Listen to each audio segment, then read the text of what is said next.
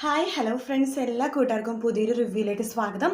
അപ്പോൾ എപ്പിസോഡ് തുടങ്ങുമ്പോൾ തന്നെ കാണിക്കുന്നത് നമ്മുടെ സരയോ നമ്മുടെ മനോഹരൻ്റെ നെഞ്ചത്ത് കിടന്ന് പറയുന്നുണ്ട്, ഞാൻ എത്ര ഭാഗ്യവതിയാണ്, എനിക്ക് എന്തൊരു സമാധാനം അറിയാം മനുവേട്ടൻ്റെ നെഞ്ചിടിപ്പിൽ ഈ തല വെച്ച് ഇങ്ങനെ കിടക്കാനായിട്ട് എന്നൊക്കെ പറഞ്ഞിട്ട് ഇങ്ങനെ നെഞ്ചിൽ ഇങ്ങനെ തല വെച്ച് ഇങ്ങനെ കിടക്കുക കേട്ടോ. ആ സമയത്ത് പെട്ടെന്ന് ഷാരി ഓടി വരുവാണ്, വാതിലൊക്കെ തള്ളി തുറന്നിട്ട് ഇങ്ങനെ ഓടി വരുന്നുണ്ട്. അയ്യോ മക്കളെ സോറി, ഞാൻ കുറച്ച് കഴിഞ്ഞിട്ട് വരാം എന്ന് പറയുമ്പോഴേക്കും സരയു പറയണ്ട, അയ്യോ അമ്മ തിരിച്ചു പോകണ്ട, കുഴപ്പമൊന്നുമില്ല, അമ്മ അകത്തേക്ക് വന്ന് പറയുവാണ്. അങ്ങനെ ഷാരി അകത്തേക്ക് വരുന്നുണ്ട്. എന്നിട്ട് മനോഹരത്തും സരയോട് പറഞ്ഞിട്ടുണ്ട്, അതെ അദ്ദേഹം ഇപ്പോൾ കുടിക്കാൻ ഇതിന് നാരങ്ങ വെള്ളം എന്തെങ്കിലും ചോദിക്കുന്നുണ്ട് എന്ന് പറയുമ്പോൾ മനോഹർ പറയുന്നുണ്ട്, എങ്കിൽ ഇത് തന്നെയാമേ കറക്റ്റ് സമയം, നമുക്കിപ്പോൾ തന്നെ നമുക്ക് അച്ഛനെ മെൻ്റൽ ഹോസ്പിറ്റലിൽ കൊണ്ടുപോകാം എന്ന് പറയാണ്. അതെ, അത് പറയാൻ വേണ്ടിയിട്ടാണ് മോനെ ഞാൻ വന്നത്, അല്ലാതെ മനഃപൂർവ്വം ഇടിച്ചു കയറി വന്നതല്ല കേട്ടോ എന്ന് പറയുമ്പോൾ, ഓ അതൊന്നും സാരമില്ല അമ്മേ, എങ്കിൽ അമ്മ ഇവിടെ ഇരിക്കുകയെന്ന് പറഞ്ഞിട്ട് മനോഹർ വേഗം തന്നെ അലമാര തുറക്കുവാണ്. അലമാര തുറന്നിട്ട് അതിലൊരു ബോട്ടിൽ എടുക്കുക കേട്ടോ. അതിലൊരു പൊടിയുള്ളൊരു ബോട്ടിലാണ്, അതിലെന്തൊക്കെയോ സംഭവം ഉണ്ടെന്ന് തോന്നട്ടോ, ഭ്രാന്ത് കൂടാതെ മരുന്ന് എന്തൊക്കെയോ ഉണ്ടെന്ന് തോന്നുന്നു. അപ്പോൾ മനോഹർ വളരെ കള്ളത്തോട് കൂടിയിട്ടാണ് ആ ബോട്ടിലായിട്ട് വരുന്നിട്ട് ശാരദ പറയേണ്ട, അമ്മേ ഇതാണ് മയക്കാനുള്ള മരുന്ന്, ഇത് നല്ല മധുരമുള്ള മരുന്നാണ്, ഇത് അമ്മ എന്താണ് പഞ്ചസാരക്ക് പകരം നാരങ്ങുളത്തിൽ കലക്കി കൊടുത്താൽ മതി എന്ന് പറയുവാണ്. ഇപ്പം തന്നെ നമുക്ക് മെൻ്റൽ ഹോസ്പിറ്റലിൽ കൊണ്ടുപോകാമെന്ന് പറയുന്നുണ്ട്. ശരി മോനെ, എങ്കിൽ ഞാൻ അങ്ങനെ ചെയ്യാം എന്ന് പറഞ്ഞിട്ട് ഷാരി അവിടെ നിന്ന് പോകുവാണ്. ഷാരി പോയി കഴിയുമ്പോൾ സരിയു മനോഹരത്ത് പറയുന്നുണ്ട്, എനിക്കെന്തോ വല്ലാത്ത വിഷമം തോന്നണം മനുവേട്ട. എന്തിന്? അത് എൻ്റെ അച്ഛൻ വളരെ നല്ലൊരു അച്ഛനായിരുന്നു, ചെറുപ്പത്തിലൊക്കെ ഞാൻ എന്താഗ്രഹം പറഞ്ഞാലും എനിക്കത് സാധിച്ചു തരുമായിരുന്നു. ആ അച്ഛന് ഇങ്ങനെയൊക്കെ ആവുന്നതിൽ വല്ലാതെ ബുദ്ധിമുട്ട് തോന്നണമെന്ന് പറയുമ്പോൾ മനോഹർ പറയുന്നുണ്ട്, എൻ്റെ പൊന്നു മോളെ, നിന്റെ അച്ഛൻ ഇപ്പം ഞങ്ങളെ മാത്രമേ ഉപദ്രവിക്കാൻ നോക്കാറുള്ളൂ, പക്ഷെ നാളൊരു സമയത്ത് പുറത്തുള്ളവരെയും അയൽക്കാരെയൊക്കെ ഉപദ്രവിക്കാൻ നോക്കിക്കഴിഞ്ഞാൽ അതിന് നാണക്കേട് ആർക്കാ? അതുകൊണ്ട് ഇപ്പം ഇതൊന്ന് കാര്യമാക്കി എടുക്കണം മോളെ, അച്ഛൻ്റെ അസുഖം എത്രയും പെട്ടെന്ന് മാറ്റണം, അതല്ലേ നമ്മൾ ചെയ്യേണ്ടത് എന്നൊക്കെ പറഞ്ഞ് സരിയുവിനെ സമാധാനിപ്പിക്കുക കേട്ടോ. അതിനുശേഷമാണെന്നുണ്ടെങ്കിൽ ഷാരി വേഗം അടുക്കളയിലൊക്കെ പോയിട്ട് എന്താണ് ആ പൊടി കലക്കാൻ വേണ്ടി അടുക്കളയിലേക്ക് പോകുവാണ്.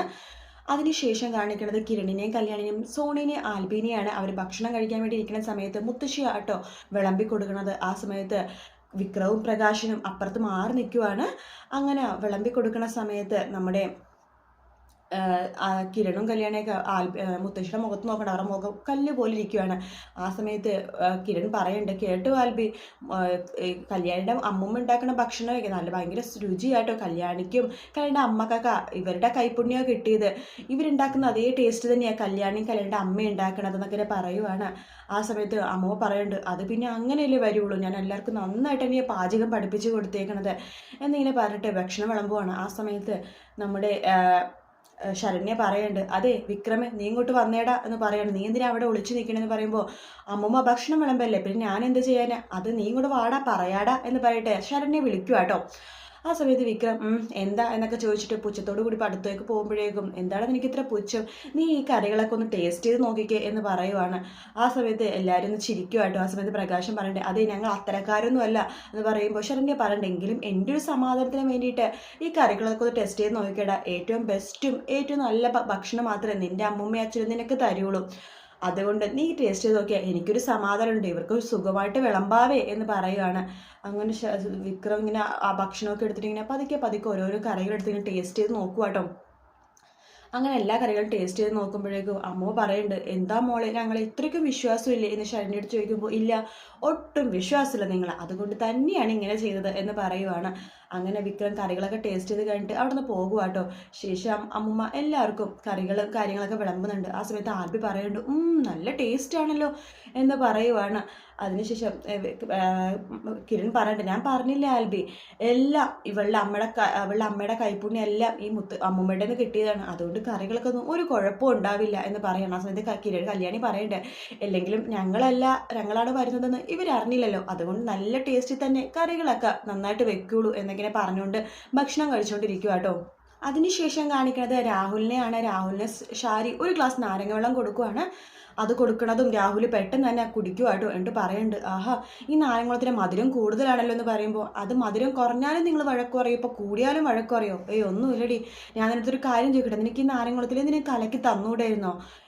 എന്ത് കലക്കി തരേണ്ട കാര്യമോ രാഹുലേട്ടി നീ പറയണത് എന്ന് ഷാരി ചോദിക്കുമ്പോൾ, അല്ല വല്ല വിഷം എന്തെങ്കിലും അങ്ങനെയെങ്കിലും ഞാൻ തീർന്നു പോട്ടേയിരുന്നു, തീർന്നടി, നമ്മുടെ എല്ലാ പതനും ആയിടി എന്നൊക്കെ പറയുവാണ്. രാഹുലേട്ടൻ എന്തൊക്കെയാണ് പറയണമെന്ന് ഷാരി ചോദിക്കുമ്പോൾ അതേടി, ശരിക്കും പറഞ്ഞാൽ ഈ വീട്ടിൽ നോർമൽ ഞാൻ മാത്രമേ ഉള്ളൂ, നിനക്കും നിന്റെ മോൾക്കൊക്കെ ഉടനെ തന്നെ ഭ്രാന്ത് പിടിക്കും.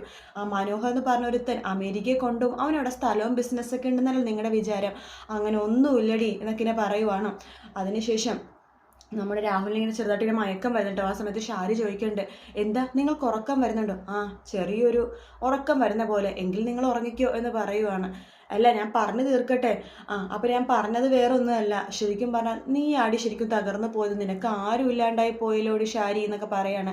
അങ്ങനെ പതുക്കെ പതുക്കെ പറഞ്ഞു അങ്ങനെ തന്നെ മയങ്ങി വീഴുവാട്ടോ രാഹുൽ. അപ്പം തന്നെ അത് കണ്ടുകൊണ്ട് മനോഹറും സരിയും ഓടി വരുന്നുണ്ട്. എന്തായമ്മേ ഉറങ്ങിയിട്ടുണ്ട് മോനെ എന്ന് പറയാണ്.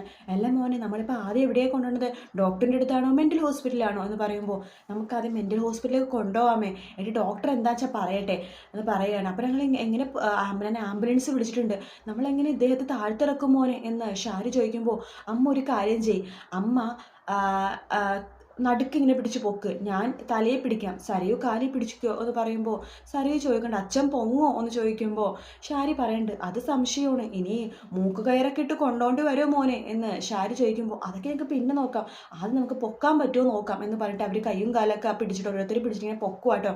രാഹുൽ അങ്ങനെ പൊങ്ങുന്നുണ്ട്. അങ്ങനെ രാഹുലിനെ പൊക്കി അവരെടുത്ത് കൊണ്ടുപോകുവാണ്. അതിനുശേഷം കാണിക്കുന്ന വീണ്ടും കിരണിനെയും കല്യാണിനെയും ആൽബിനെയും സോണീനെയാണ്. അവരങ്ങനെ ഭക്ഷണമൊക്കെ കഴിച്ചതിന് ശേഷം കിരൺ പറയണ്ട്, എങ്കിൽ ശരി ഞങ്ങൾ ഇറങ്ങുവാണേ എന്ന് ഒച്ചത്തിൽ വിളിച്ച് പറയുവാട്ടോ പ്രകാശം കേൾക്കാൻ വേണ്ടി. അതിനുശേഷം കിരൺ പറയണ്ട്, അതൊക്കെ പറഞ്ഞാൽ ഫുഡ് അടിപൊളിയായിരുന്നു കേട്ടോ ശരണ്യ എന്ന് പറയുവാണ്.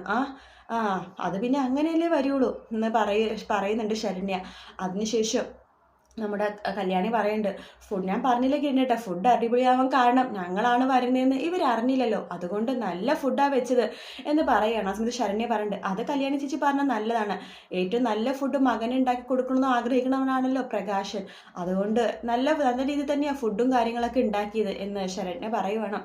അതിനുശേഷം നമ്മുടെ കിരൺ പറയുന്നുണ്ട്, അതേ ശരണ്യ ഞങ്ങൾ ഇറങ്ങാൻ പോകുവാണ്, അവർ രണ്ടുപേരും ഇങ്ങോട്ട് വിളിക്കുമെന്ന് പറയുവാണ്. എടാ വിക്രമേ, പ്രകാശം ഇങ്ങോട്ട് വന്നേ എന്ന് പറഞ്ഞിട്ട് വിളിക്കുവാണ് ശരണ്യ. അങ്ങനെ അവർ വരുമ്പോഴേക്കും കല്യാണി ആൽബി പറയുന്നുണ്ട്, അതെ വിക്രമേ, ഇനി ഞാൻ പറഞ്ഞതൊക്കെ ഓർമ്മയുണ്ടല്ലോ, ഇനി മേലെ ഞങ്ങളുടെ ജീവിതത്തിൽ ഇടപെടാൻ വരാൻ നിൽക്കരുത്, മാനോ മര്യാദയ്ക്ക് നീ നിന്റെ കാര്യം നോക്കി ജീവിക്കണം, സോണിനെക്കുറിച്ച് ഇന്നലെ വരെ പറഞ്ഞു, ഇനി എങ്ങാനും നീ എന്തെങ്കിലും പറഞ്ഞെന്ന് അറിഞ്ഞാലുണ്ടല്ലോ എന്നൊക്കെ പറയുവാണ്.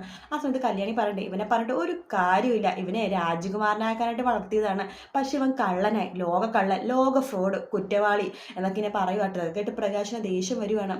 ഇവനുണ്ടല്ലോ, ഇവൻ്റെ പല കഥകളും ഞാൻ അറിഞ്ഞു, ഇപ്പം എനിക്കിവനെ വെറുപ്പാണ് എന്ന് പറയുമ്പോൾ കിരൺ പറയുന്നുണ്ട്, അതെ ഇവളിപ്പോഴാണെങ്കിലേ ഇവളുടെ അച്ഛനും അതുപോലെ തന്നെ ആങ്ങളെ മരിച്ചു പോയെന്ന സെറ്റപ്പിൽ ജീവിക്കുകയാണ് എന്നൊക്കെ പറയുമ്പോൾ കല്യാണി പറയണ്ട, അതെ അത് തന്നെയാണ് നല്ലത്, ഇങ്ങനത്തെ ഒരു ആങ്ങളെ അച്ഛനൊക്കെ ഉണ്ടാവണേക്കാൾ നല്ലത് തൂങ്ങിച്ചാവണതാണ്. എന്നാൽ കല്യാണി പറയണേ, ഇവനുണ്ടല്ലോ ഇവനെ പോലത്തെ ഒരു വൃത്തികെട്ട അവൻ ഈ ലോകത്ത് ഉണ്ടാവില്ല എന്നൊക്കെ പറഞ്ഞിട്ട് വിക്രത്തിനെ ഭയങ്കരമായിട്ട് ഇങ്ങനെ പുച്ഛിക്കുവാട്ടോ. ഇതൊക്കെ കേട്ട് നമ്മുടെ പൊട്ടിത്തെറിക്കാൻ വേണ്ടി ഇങ്ങനെ കയ്യൊക്കെ ഇങ്ങനെ മുഷ്ടി പിടിക്കുന്ന പ്രകാശനെ കാണിച്ചിട്ടാണ് കേട്ടോ എപ്പിസോഡ് തീരുന്നത്. വീഡിയോ ഇഷ്ടപ്പെട്ടെങ്കിൽ ലൈക്ക് ചെയ്യുക, സബ്സ്ക്രൈബ് ചെയ്യുക, കമൻറ്റ് ചെയ്യുക. മറ്റൊരു വീഡിയോ വീണ്ടും കാണാം. Take care, bye bye.